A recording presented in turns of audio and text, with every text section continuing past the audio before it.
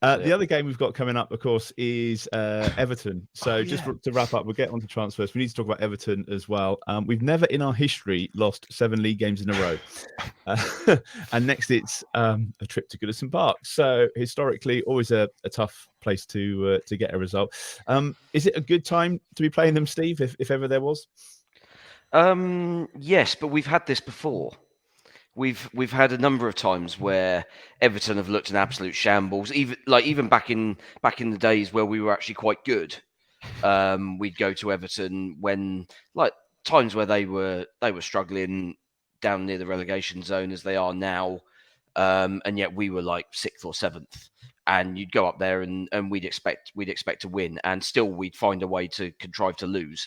Usually in the last minute, usually some sort of dodgy, jammy, deflected goal where they've just hit and hope something from 30 yards, and it's rebounded off Bednarek's arse or whatever.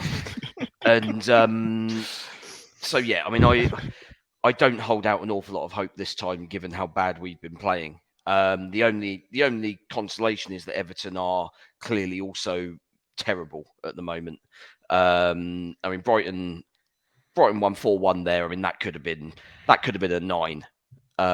There was that much of a gulf between the sides, and everyone's obviously well aware of the sort of level of boo that builds up at Goodison Park when things aren't going well.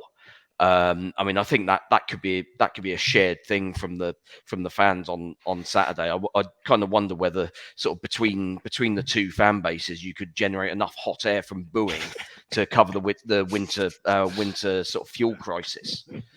It's basically two distinctly unhappy fan bases and two very bad football teams. So, I mean, it's a the booing's going to be in stereo, isn't it? It's going to be a boo off. Boo off. Glenn, you were there, weren't you, last time we won in the league? Was it back in the 90s, wasn't it? Yeah, I saw a couple of games in the 90s. The first one we lost 7-1. That was a great trip. And the second one we actually won 2-0 with Matt Le Tissier and Kevin Davis scoring. And Kevin Davis's slalom goal. And I've never been back. So apparently the ground hasn't changed. But no, so I've actually probably one of a few Saints fans has actually seen us win there. But I echo everything that Steve has said. I remember one game a couple of years ago, we were actually winning 1-0. Nathan Redmond scored with a header. We were winning 1-0, 94th minute, jammy deflected equaliser. That seems to be the way it goes up there.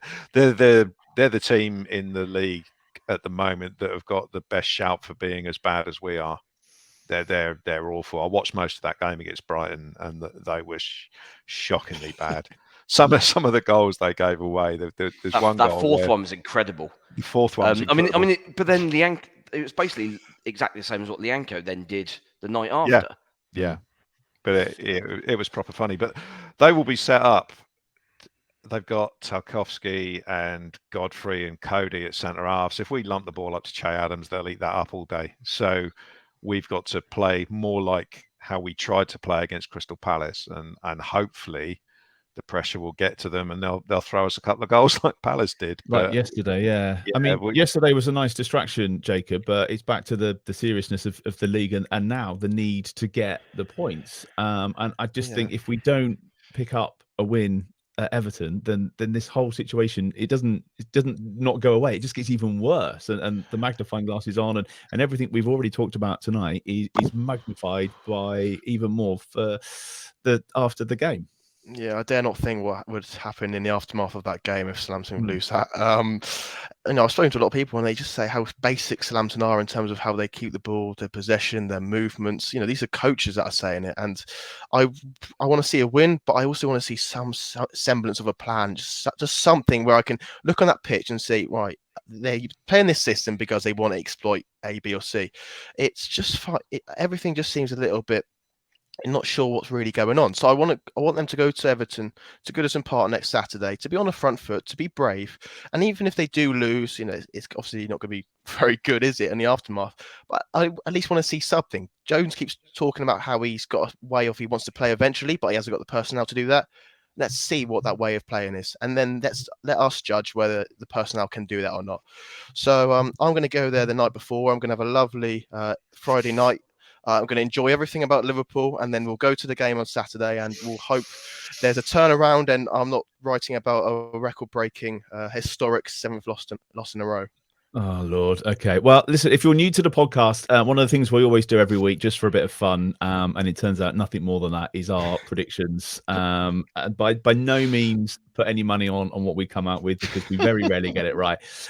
Jacob, I'm going to ask you to start, because you were being all nice and positive last year, and then you were like, well, actually, let's be a bit more realistic this year.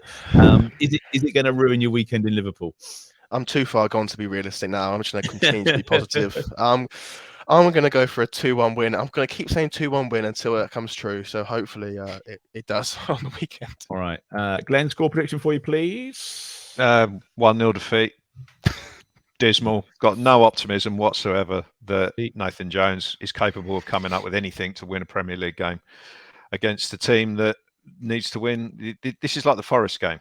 You know, this is another game like the Forest game, where we're playing a desperate team who I think will find us very, very easy to manage. We'll play, unless he comes up with some sort of tactical master plan, which I just do not believe he's capable of doing. Frank Lampard is an equally dreadful manager. Yeah. So he won't come up with anything tactically, but he managed to get a win at St Mary's, didn't he? Yes. It was one of Ralph's off days, which he was having all too frequently towards the end. I personally can't see Nathan Jones coming up with anything, to be honest. I mean, you know, let's talk about the Man City game on Wednesday. Nathan Jones against Pep Guardiola, as Roy Keane would say. Do me a favour. Do me a favour. I've gone for 1-1. Hilarious. I'm going for 1-1. I'm seeing lots of 1-0s. I'm seeing some 3-0s. Steve, score prediction from you, please, sir.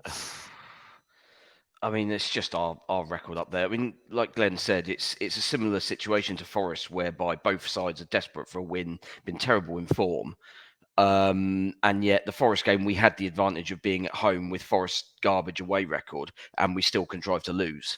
Whereas we're going up to Everton with our record up there. Yeah, even if we were playing well, we wouldn't be confident of getting a result. Exactly. So, yeah, I mean, I share Glenn's complete lack of any sort of optimism for this one.